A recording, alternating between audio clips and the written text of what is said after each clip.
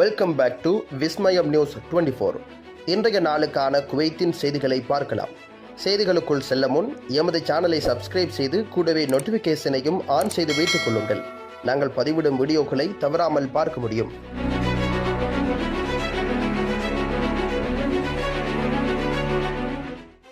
முன்னாள் உள்துறை அமைச்சர் ஷேக் தலால் அல் கலீத்துக்கு எதிரான தண்டனையை நீதிமன்றம் நிறுத்தி வைத்துள்ளது.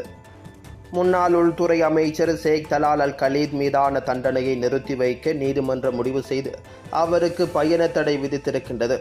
பாதுகாப்பு மற்றும் உள்துறை அமைச்சக செலவுகள் தொடர்பான வழக்கை மறுபரிசீலனை செய்ய ஜூன் 23 விசாரணை நடத்த திட்டமிடப்பட்டுள்ளது. புதிய அமலாக்க நடவடிக்கைகளின் கீழ் தகுதியற்ற வெளிநாட்டினரின் ஓட்டுநர் உரிமங்கள் ரத்து செய்யப்பட்டன. குறைந்தபட்ச சம்பளம் அல்லது செல்லுபடியாகும் குடியிருப்பு நிலை போன்ற தகுதி அளவுகோல்களை பூர்த்தி செய்யாத வெளிநாட்டினரின் ஓட்டுநர் உரிமங்களை பொது போக்குவரத்து துறை ரத்து செய்ய தொடங்கியிருக்கின்றது. ரத்து செய்யப்பட்ட உரிமத்துடன் வாகனம் ஓட்டுவது பிடிபட்ட நபர்கள் உரிமம் இல்லாத ஓட்டுநர்களாக கருதப்பட்டு சட்ட அதிகாரிகளிடம் பரிந்துரைக்கப்படுவார்கள் என்று அந்த வட்டாரம் எச்சரித்திருக்கின்றது. வெளிநாட்டவர்கள் தங்கள் ஓட்டுநர் உரிமங்களின் செல்லுபடியை தங்கள் குவைத் மொபைல் ஐடி அல்லது சகைல் செயலி மூலம் தொடர்ந்து சரிபார்க்க அறிவுறுத்தப்படுகிறார்கள். ஏனெனில் அந்த நிலை குறித்து தெரியாமல் இருப்பது அவர்களை சட்ட பொறுப்பிலிருந்து விடுவிக்காது. குறிப்பாக சம்பளம், தங்கியிருக்கும் காலம் மற்றும் கல்வி தகுதி உள்ளிட்ட ஓட்டுநர் உரிமத்தை பெறுவதற்கான நிலையான நிபந்தனைகளிலிருந்து விலக்கு அளிக்கப்பட்ட குறிப்பிட்ட வகை குடியிருப்பாளர்களை அமைச்சக வழிகாட்டுதல்கள் தொடர்ந்து கோடிட்டு காட்டுகின்றன. குவைத்தில் உள்ள வெளிநாட்டினர் 1 மாதத்துக்குள் தங்களுடைய குடும்பத்தினரை திரும்ப தாயகம் அனுப்ப உத்தரவு. குவைத்தில் அதிக சம்பளத்தை காட்டி குடும்ப விசா பெற்று பின்னர் குறைந்த சம்பளத்திற்கு வேலைகளை மாற்றிய வெளிநாட்டினரின் குடும்பங்கள் 1 மாதத்துக்குள் நாட்டை விட்டு வெளியேற வேண்டும் அல்லது விசா பெற தகுதியான சம்பள வரம்பை மீண்டும் மாதத்துக்குள் பூர்த்தி செய்து அவர்களின் நிலையை சரி செய்ய வேண்டும் என்று உள்துறை அமைச்சகம் எச்சரிக்கை விடுத்துள்ளது. நாட்டில் கடந்த ஆண்டு ஒரு புதிய சட்டம் அமலுக்கு வந்தது. வெளிநாட்டவர்கள் தங்கள் வாழ்க்கை துணைவர்களையும் குழந்தைகளையும் குடும்ப விசாக்களில் அழைத்து வருவதற்கு குறைந்தபட்ச சம்பள வரம்பு 800 தீனார்களாக நிர்ணயித்தது. இதனைத் தொடர்ந்து 800 தீனார் சம்பளமில்லாத இந்தியர்கள் உள்ளிட்ட பல்வேறு நாடுகளைச் சேர்ந்த வெளிநாட்டவர்கள் பலரும் தங்கள் பணி அனுமதி சீட்டில் அதிக சம்பளத்தை காட்டி விசா பெற்றிருக்கின்றனர். பின்னர் அவர்களது குடும்பத்தினர் குவைத்துக்கு வந்த பிறகு வேலைகளை குறைந்த சம்பளத்திற்கு மாற்றியிருக்கின்றனர்.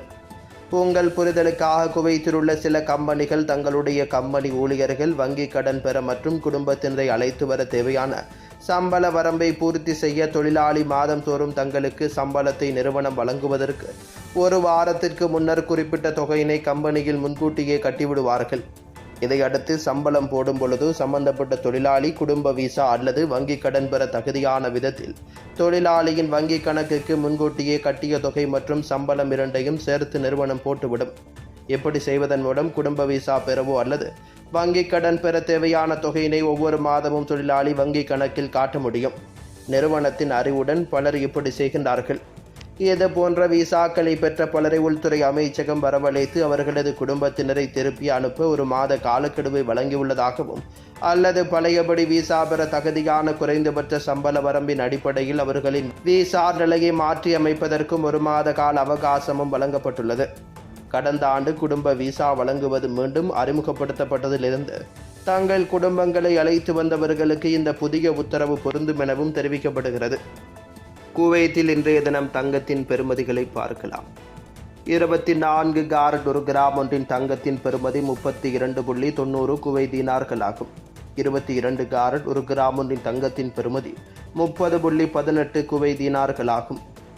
21 காரட் 1 கிராம் ஒன்றின் தங்கத்தின் பெறுமதி 28.81 குவைத் தீனார்கள் ஆகும்.